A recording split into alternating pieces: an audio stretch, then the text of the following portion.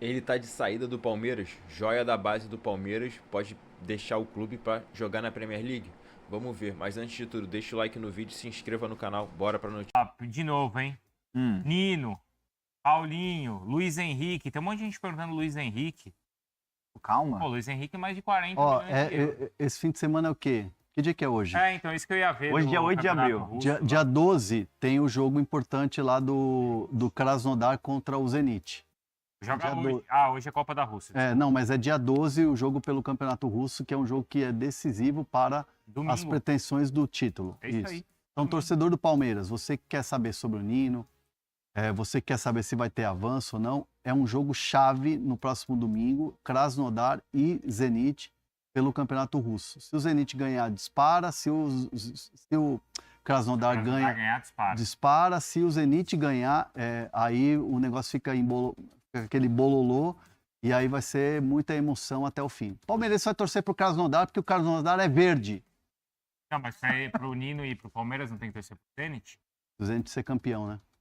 É. Não, mas aí se também perder, é falar, irmão, e aí?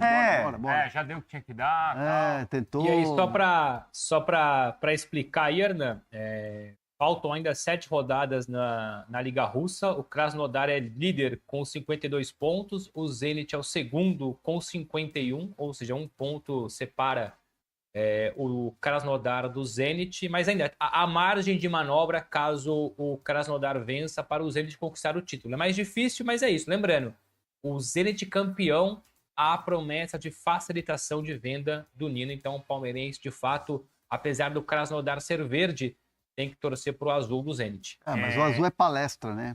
Também tem isso. Eu não entendi aqui no chat o pessoal aqui, ó. Só destacando que jogou em São Petersburgo, tá? Na casa do Zenit. Boa. Você já foi pra lá? Foi. Na São Copa. Petersburgo é top, pô. Animal. Não, Top. lá é bonito. Top. Não escurece, né? Quando eu fui, não fica... Carta Sol da Bruno Andrade. meia-noite. Carta Bruno Andrade. Tá no meu top 3. Não, mas essa carta nem pode, tranquilo. 14%. O Palmeiras, Danilo, pode ter a novidade do Vitor Roque, é isso? O Vitor Roque treinou ontem de novo, mas ainda com controle de carga, assim como o Paulinho, então também não sei. Talvez o Vitor Roque fique no banco, mas ainda não deve começar. Eu acho que o Palmeiras ele divulga, se comunica muito mal com sua torcida sobre esse caso do Vitor Roque, afinal era uma pancada. Pode ter sido edema ósseo, ok, então deixe mais claro que é edema ósseo para o torcedor entender, porque o Vitor Roque já está fora há um bom tempo, é um jogador importante. Pelo lado bom, olhando o copo meio cheio, mesmo sem o Vitor Roque, o Palmeiras está conseguindo vencer partidas, está num momento bom tecnicamente, fisicamente também, tirando o próprio Vitor Roque.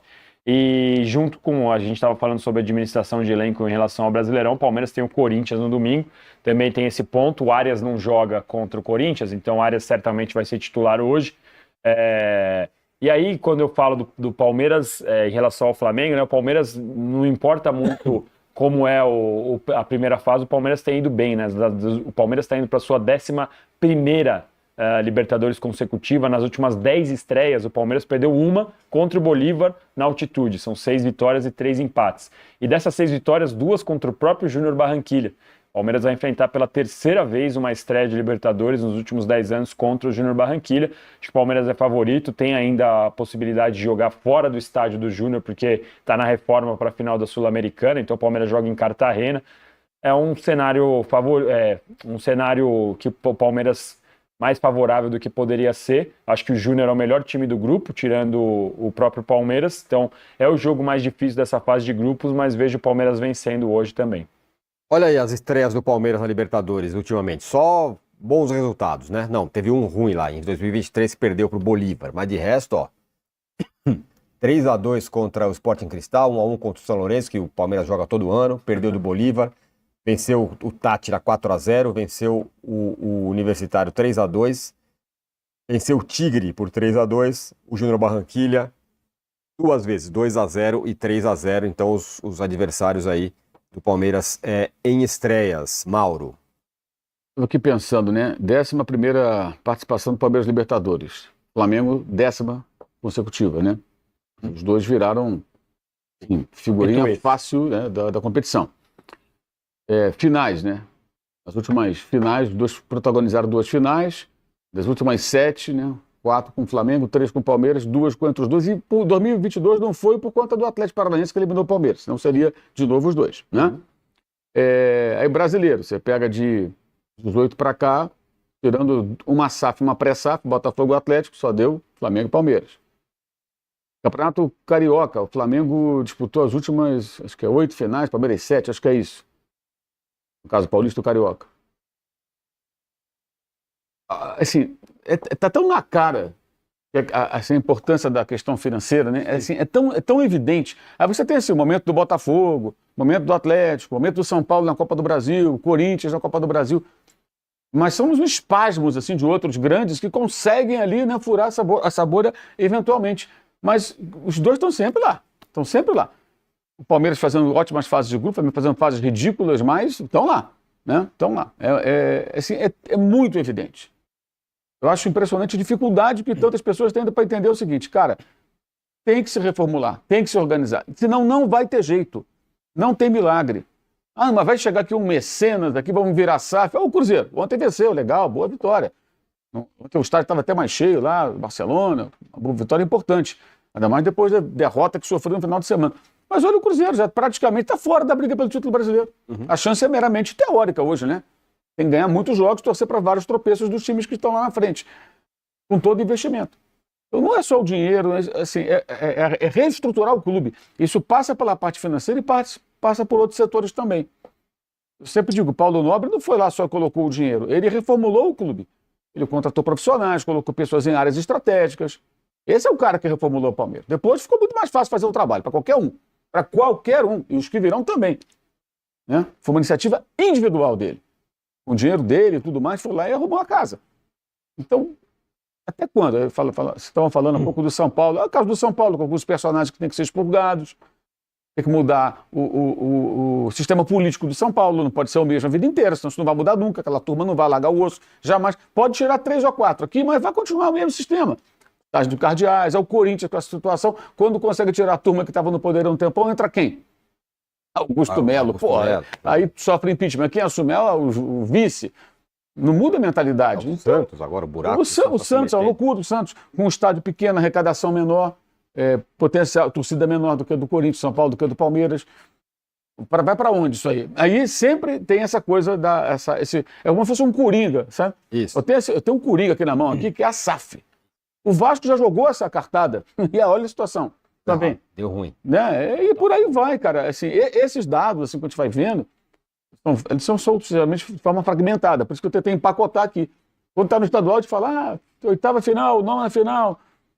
É toda hora, Título da Libertadores, 2019 a 2020. Fluminense foi o único que não sabe que purou a bolha na Libertadores. Exatamente. Foi o único. Fluminense foi uma exceção. Exatamente. Bom, eu venho falando aqui, eu fico pregando no deserto sobre isso. Eu acho que Em 23 que o Fluminense foi por disputa de pênaltis que não era o Palmeiras de novo. O Palmeiras perdeu pro Boca naquela Isso, exatamente. fatídica. Eu venho pregando no deserto, eu acho que a diferença financeira que o Flamengo e o Palmeiras se estabeleceram contra todos os outros é uma coisa. Nunca existiu no Brasil um negócio dessa distância. E aqui não é choradeira nem crítica, é como as coisas são. Os caras se estruturaram e fizeram, os outros não fizeram, ficaram para trás. Essa distância, para tirar esse negócio aí, olha, esses dois aí vão ficar ganhando pra caramba, por isso que eu fico falando em espanholização. É que aí eu acho que a diferença da espanholização que você fala, sim, é verdade, que a diferença é que os dois já estão grandes, mas o São Paulo e o Corinthians, ele tem potencial que na Espanha não existe nenhum outro time que tem potencial para chegar no patamar do Real e do Barça. O Atlético de Madrid, às vezes, belisca ali, ok. Mas o Corinthians e o São Paulo, eles têm potencial para... Vai demorar? Talvez demore 5 anos, talvez demore 5 anos, talvez demore 10, talvez. Mas se em nenhum momento eles não começarem, aí sim a gente vai ficar falando de espanholização. Mas é porque hoje a gente vê o São Paulo, o Corinthians especialmente, o Vasco também em um segundo momento, com esse potencial para tentar, pelo menos, chegar num nível de organização. Talvez demore um pouco, mas vai chegar, vai conseguir. O Corinthians, nas piores administrações que a gente viu nos últimos anos, continua faturando 1 bilhão e pouco por ano. Então, assim... Porque o West Ham tem a intenção de contratar. Time da Premier League, com capacidade de investimento, monitora de perto os passos do centroavante de só 18 anos de idade. Os números do atleta são bem interessantes. Nessa temporada sendo muito mais novo do que os companheiros de sub-20 do Palmeiras, ele já tem 10 partidas e 5 gols. Foram 2 gols em 4 jogos na Libertadores sub-20 e mais 3 gols em 3 partidas pelo Campeonato Brasileiro da categoria. E aí tem outra curiosidade, o Heitor só completa 19 anos de idade no mês de setembro e desde o ano passado ele já joga pelo sub-20 do Palmeiras quando ainda tinha 17 anos. Na temporada passada foram 10 gols em 35 partidas. O Heitor é aquele centroavante de referência, camisa 9, bom cabeceador, que faz o pivô. Aguardemos para ver se ele chega ao time principal. É incrível como clubes do futebol europeu monitoram, observam e desejam atletas alviverdes. Eric Belé entrou no radar de 3 clubes do futebol europeu e passou a ser tratado como um dos nomes mais observados da base do Palmeiras neste momento. Aos 19 anos, o meio atacante desperta interesse do Liverpool, Paris Saint-Germain e Parma. Enquanto o clube paulista adota uma postura firme no mercado, a ideia é só discutir uma eventual saída por 40 milhões de euros, além de seguir dando espaços ao jogador ao elenco principal. O cenário se fortaleceu após a sequência de atuações do jovem pelo sub-20 do Palmeiras, pelas chances recebidas entre os profissionais e também pelo desempenho recente com a seleção brasileira sub-20. No ano, Eric Belé soma 6 gols e uma assistência em 12 partidas entre base e time principal. Essas foram as notícias do Palmeiras. Deixe o like no vídeo, se inscreva no canal e até a próxima.